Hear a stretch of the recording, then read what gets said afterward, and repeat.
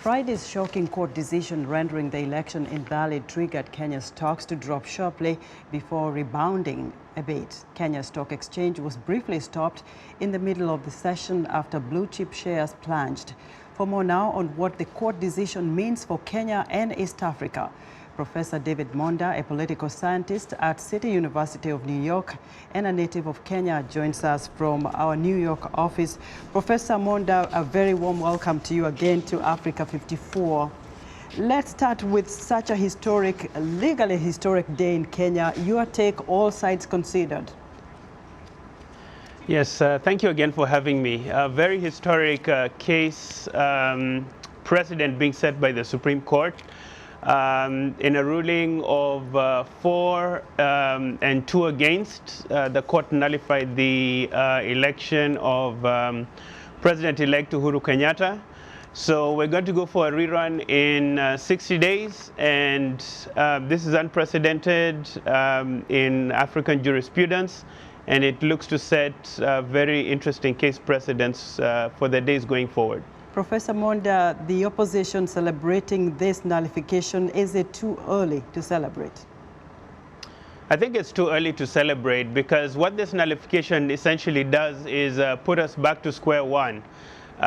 So both candidates have to recalibrate, go back to their supporters and ensure that that there's turnout. So on the Jubilee side, they have to ensure that they motivate their voters to come out in their strongholds and they maintain the vote count that they had in the opposition areas. And on the part of the NASA coalition, the opposition, it's really incumbent upon them to celebrate this victory, but also remember that this is a rerun for the election. So there's another election coming in 60 days.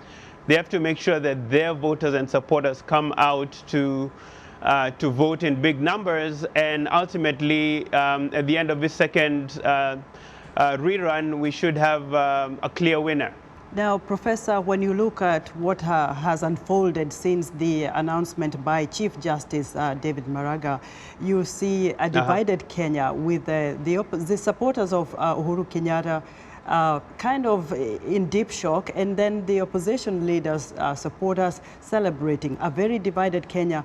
What should these two leaders do to unite Kenya before the upcoming election? I think what both of them did is natural. On the part of the NASA coalition, you have Odinga celebrating, obviously with his supporters. This is something that they've been fighting for a long time.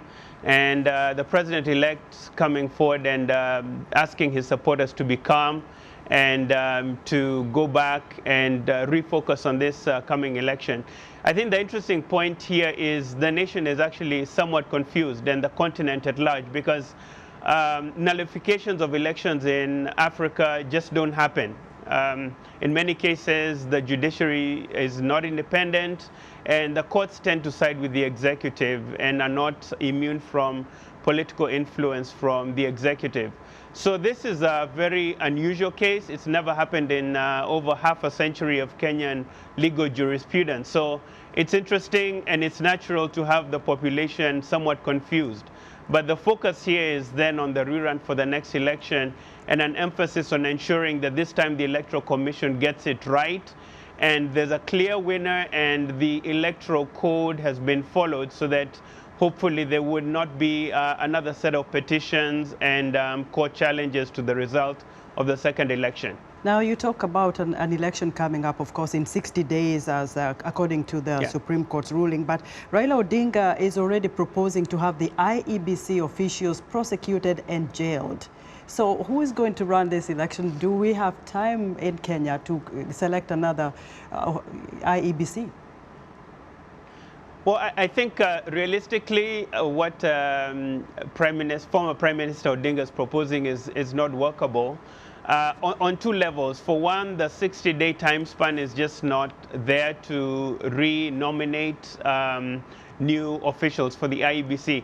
But secondly, we should also understand that this will be a political process. So the Jubilee coalition has a majority in both the upper house and in the lower chamber of representatives. So any move from the opposition to try and reconstitute the IEBC will be vigorously resisted.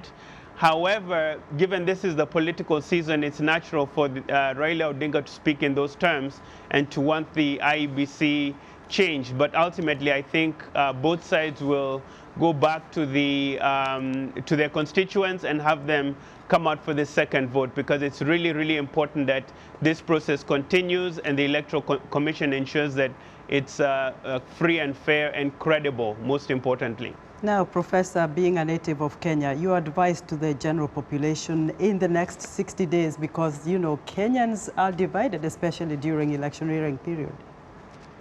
Yeah, very much so. And it's very interesting that at this time, you know, I think that the regular citizen really needs to realize that the country moves on. Elections come and go, but the country remains. There's really no need for political violence or agitation. Ultimately, as long as the people vote and they have confidence in the electoral system, there really should be no need for angst. And the politicians also have a responsibility on their part to ensure that in mobilizing their followers, they do not resort to violence and to unconstitutional means you know, of getting to power. Well said, Professor. Thank you very much. Professor, you're welcome. Thank you. Professor David Monda is a political analyst from City University of New York.